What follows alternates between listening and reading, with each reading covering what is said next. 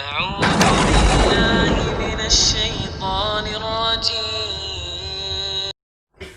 Bismillahirrahmanirrahim. Assalamualaikum warahmatullahi wabarakatuh. Innal hamdalillahi nahmaduhu wa nasta'inuhu wa nastaghfiruh wa na'udzu billahi min shururi anfusina wa sayyiati a'malina. May yahdihillahu fala mudhillalah wa may yudlilhu fala hadiyalah. Wa asyhadu an la ilaha illallah wahdahu la syarikalah wa asyhadu anna Muhammadan abduhu wa rasuluh alladzi la nabiyya wa la rasula ba'dah. Laqad qala Allah Ta'ala fi kitabil karim ya ayyuhalladzina amanu taqullaha haqqa tuqatih wa la tamutunna illa wa antum muslimun. Amma ba'd. Ma'asyiral muslimin, pemirsa Instan TV yang dirahmati Allah Subhanahu wa taala. Segala puji hanya milik Allah Jalla wa ala. Shalawat dan salam semoga senantiasa tercurahkan atas junjungan Nabi kita yang mulia Nabi Muhammad Rasulullah sallallahu alaihi wasallam serta para sahabatnya, keluarganya dan juga seluruh pengikut beliau sallallahu alaihi wasallam hingga hari kiamat kelak. Kaum muslimin yang dirahmati Allah Subhanahu wa taala, ada beberapa penyimpangan akidah yang tersebar atau merebak di masyarakat kita. Karena sesungguhnya hari-hari ini atau dewasa ini kita melihat banyaknya penyimpangan-penyimpangan akidah yang tentu sangat miris ya, yang menjadikan agama Allah SWT semakin jauh dari cahaya kenabian, dari risalah yang dibawa oleh Rasul Sallallahu Alaihi Wasallam. Padahal Nabi SAW diutus oleh Allah SWT menyampaikan risalah tentunya dengan sepenuhnya, telah menyampaikan totalitas, telah menyampaikan dan menasihati umat dengan sebaik-baiknya, telah berjihad dengan haqqul jihadi, telah berdakwah dengan sekuat tenaga beliau, sehingga tidak ada satupun ajarannya kecuali telah disampaikan dengan sempurna. Sampai Nabi SAW mungkin bahkan dicaci maki, dihina, direndahkan. Ya, ini semua adalah tetap disampaikan dakwah Nabi SAW ini dalam sebaik-baik penyampaian, sebaik-baik dakwah dengan kesempurnaan tata cara, kesempurnaan penyampaian, menasihati umat dengan sebaik-baik nasihat. Tapi jauhnya hari ini dengan cahaya kenabian, dengan risalah beliau sallallahu alaihi wasallam, tentu banyak mulai penyimpangan yang berkaitan dengan khususnya akidah yang sangat memiris yang kita soroti. Dan sesungguhnya penyimpangan itu baik berupa mungkin ya dalam arti penyimpangan yang kronis yang berbahaya ya, sampai mengancam seorang keluar dari agamanya karena jatuh pada syirik akbar, pengagungan yang berlebihan ya, penyembahan terhadap berhala atau sesuatu yang diberhalakan, yang padahal sejatinya mereka adalah orang-orang yang masih muslim, masih beragama Islam, tetapi terkadang terjatuh dalam penyimpangan baik sadar atau tidak sadar, dalam kerusakan yang membahayakan akidah mereka, seperti mengagungkan kuburan-kuburan orang saleh, kemudian juga mendatangi tempat-tempat yang katanya dikeramatkan. Ini semua adalah merusak ya keyakinan mereka sejatinya, merusak kebersihan akidah mereka, merusak kejernihan mereka di dalam beragama kepada Allah Subhanahu wa taala. Tentu tidak ada lain, sebabnya adalah melainkan diantaranya seperti kejahilan atau kebodohan terhadap akidah yang sahihah. Apa sih sebenarnya akidah yang dibawa oleh Rasul sallallahu alaihi wasallam? Kayak apa ya? Nah, ini yang mungkin sering kali luput dari mereka karena merebaknya ajaran atau akidah yang mungkin justru sebaliknya, akidah yang fasidah, akidah yang rusak, akidah yang menyimpang dari agama Allah Subhanahu wa taala. Yang mereka kadang akhirnya berslogan sebagaimana Allah mengatakan tentang orang-orang musyrikin. Perkataan ini kadang disebutkan berulang-ulang ya.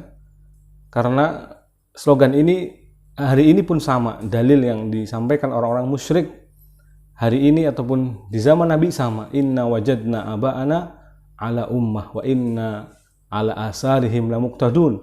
sungguh kami mendapati nenek moyang kami, ya, inna wajadna aba'ana ala ummah, atas satu ajaran, atas satu agama, atas satu kebiasaan, lalu kami pun mengikuti mereka, ya. Maka kebodohan inilah yang menjadikan akhirnya orang cenderung apatis, ya, tidak mau tahu dengan agamanya, ya, bahkan tidak peduli apakah ini benar atau tidak, salah ataukah tidak, ya.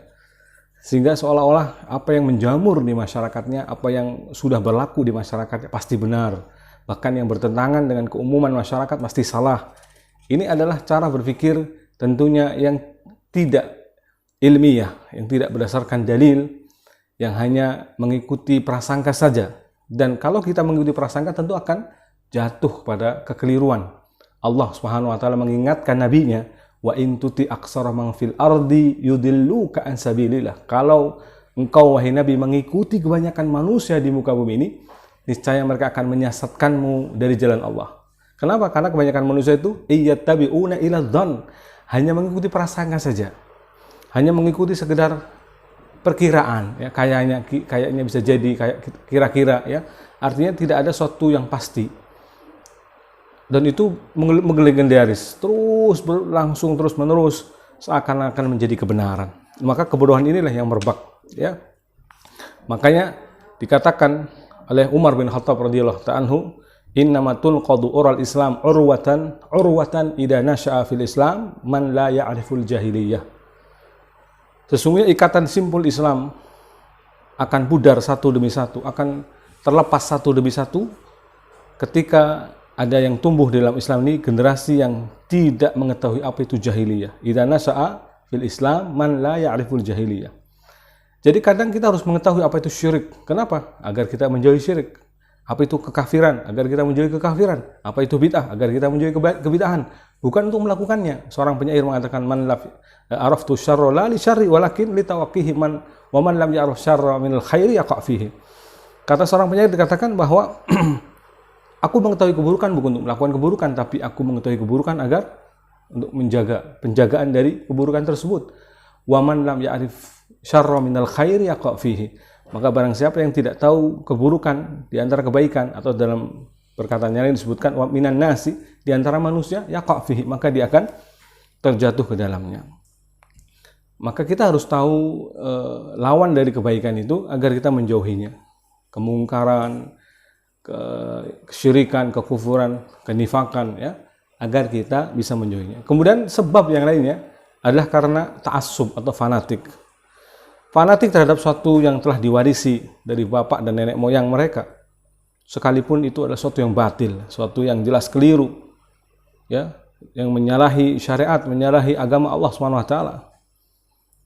Allah Subhanahu wa taala berfirman dalam ayat Al-Qur'an, wa idza qila lahum ittabi'u ma anzalallah qalu bal nattabi'u ma alfaina alaihi aba'ana. Dan apabila dikatakan kepada mereka, ikutilah apa yang telah diturunkan Allah kepada kalian, ibaratnya, ya, mereka menjawab, tidak, tetapi kami hanya mengikuti apa yang telah kami dapati dari nenek moyang kami, ya. Maka Allah katakan, awalau kana aba'uhum la yaqiluna syai'a wa la yahtadun. Apakah mereka tidak mengetahui juga, walaupun nenek moyang mereka itu tidak mengetahui sesuatu apapun dan tidak mendapatkan petunjuk, artinya sesat, ya. Mereka la yahtadun, tidak mendapatkan petunjuk. Maka fanatik atau ta'assub dengan ajaran leluhur tanpa ada cross check kembali kebenarannya, hal hada min indillah, istilahnya, apakah ini dari sisi Allah, apakah Allah telah menurunkan keterangannya atau tidak, ini bisa menjatuhkan seorang akhirnya jatuh pada penyimpangan dalam akidahnya. Akidahnya bermodal hanya dari apa kata leluhurnya, apa kata nenek moyangnya. Nauzubillah. Yang ketiga, taklid buta. Artinya dia mengikuti tanpa mengetahui dalilnya, mengambil pendapat manusia dalam masalah akidah tanpa mengetahui dalilnya dan tanpa menyelidiki seberapa jauh kebenarannya, ya. Hal ini sebagaimana terjadi pada golongan-golongan yang menyimpang, golongan Mu'tazilah, Jahmiyah, ya, dan seterusnya, adalah kadang hanya mengambil secara taklid buta, maksudnya dari senior-senior mereka atau guru-gurunya tanpa melihat dalilnya. Maka ini yang terjadi. Kadang seorang sendiko dauh saja dengan apa kata kiainya, apa kata syekhnya, apa kata gurunya, fanatik taklid buta tanpa mengetahui apakah gurunya berdalil berdasarkan dalil maksudnya, ataukah gurunya ini hanya sekedar melalui mimpi saja, ya kan? Terkadang banyak orang berdalil hanya melalui mimpi. Katanya gurunya ketemu Rasulullah, kemudian Rasul mengajarkan sesuatu, omong kosong. Ini adalah kedustaan. Bagaimana mungkin orang yang sholat 5 waktu tidak terjaga, sholat sunnahnya tidak dijaga, lalu kemudian bertemu Rasul SAW. Orang yang omongannya tidak jujur, ya, berdusta atas nama Allah SWT, lalu dia bermimpi bertemu Rasul SAW. Dan kalaupun ada orang yang hari ini bertemu Rasulullah, pastikah itu Rasulullah? Padahal bisa saja ada orang yang menyerupai orang soleh yang lainnya lalu mengaku Rasulullah. Rasulullah tidak diserupai oleh syaitan, tapi bisa jadi syaitan menyerupai Sunan Kalijaga, syaitan menyerupai Pangeran Ponorogo, lalu kemudian mengaku, aku adalah Rasulullah. Itu kan mungkin. Jadi yang tidak diserupai ini adalah Rasulullah, tapi menyerupai orang soleh yang lain lalu mengaku adalah Rasulullah, itu mungkin. Maka jangan terjebak dengan pengakuan-pengakuan seperti ini. Kemudian yang keempat, hulu, yaitu melampaui batas atau berlebih-lebihan. Di mana terjadinya penyimpangan awal pertama kali, bahkan kesyirikan di muka bumi adalah karena hulu kepada orang-orang saleh, yaitu di kaumnya Nabi Nuh, di umatnya Nabi Nuh alaihi salatu wassalam. Seperti sampai mereka saking hulunya, mereka mengatakan wa qalu la tadarunna alihatakum wa la tadarunna wadda wa la suwa'a wa la yaghus wa ya'uqa wa nasra. Janganlah sekali-kali kalian meninggalkan penyembahan terhadap tuhan-tuhan kalian, dan jangan pula sekali-kali kalian meninggalkan penyembahan terhadap Wad, Suwa, Yaghus, Ya'uq dan Nasr. Apa kata Abdullah bin Abbas dalam menafsirkan ayat yang mulia ini? Mereka adalah nama-nama orang soleh pada kaumnya Nabi Nuh. Ketika meninggal, kemudian dijadikan di majelis-majelis mereka tempat mengingat mereka, ya, sebagian patung atau semacam prasasti untuk mengingat mereka, jasa-jasa mereka. Generasi ini meninggal, syaitan membisikkan pada generasi berikutnya agar melakukan tawassul pada orang-orang ini, karena orang-orang ini dekat dengan Allah, maka sampaikan doanya akan sampai kepada Allah SWT. Kemudian yang berikutnya, generasi berikutnya, ketika sudah generasi ini meninggal, syaitan membisikkan agar bukan hanya menjadikan wasilah kepada Allah dalam berdoa, tetapi langsung saja meminta kepada berhala atau patung-patung ini. Inilah asal muasal syirik, yaitu hulu terhadap orang-orang saleh. Maka na'udzubillah min dzalik. Kemudian di antara sebab yang lainnya adalah ghaflah atau lalai terhadap ayat-ayat Allah SWT, lalai dan merenungi ayat Allah SWT, hatinya berpaling, ya, sehingga Allah pun lencengkan hati-hati mereka. Walamma zaghu azaghallahu qulubahum. Tatkala mereka telah melenceng, maka Allah lencengkan hati-hati mereka, ya. Atau karena mereka, ya, enggan kembali untuk berpikir dengan jernih, ya, berpikir logis terhadap dalil yang ada. Padahal dalil-dalil yang ada kadang sesuai dengan akal, bahkan mudah dicerna, tapi mereka lebih mengikuti hawa nafsunya. Ini adalah kelalaian, bahkan terkadang jatuh dalam pembangkangan atau kesombongan, karena sombong adalah batarul haq wa ghamtun nas, yaitu menolak kebenaran dan meremehkan manusia. Nah, ini mungkin beberapa poin yang bisa kita renungkan, ya. Inilah sebab penyimpangan di masyarakat kita, kenapa mereka jatuh dalam perkara akidah. Maka agar kita tidak terjatuh dalam bab ini, kunci pertama adalah belajar menuntut ilmu syar'i, mengaji tentang tauhid, akidah yang benar kepada guru-guru agama atau ustadz-ustadz yang jelas mereka memahami bab ini, agar tidak terjatuh dalam sesuatu yang diharamkan oleh Allah, bahkan dimurkai oleh Allah SWT, yaitu kesyirikan. Na'udzubillah summa na'udzubillah. Hada wa sallallahu ala nabiyyina Muhammad wa alihi wa sahbihi ajma'in. Subhanakallahumma wa bihamdik, asyhadu an la ilaha illa anta astaghfiruka wa atubu ilaik. Wassalamualaikum warahmatullahi wabarakatuh.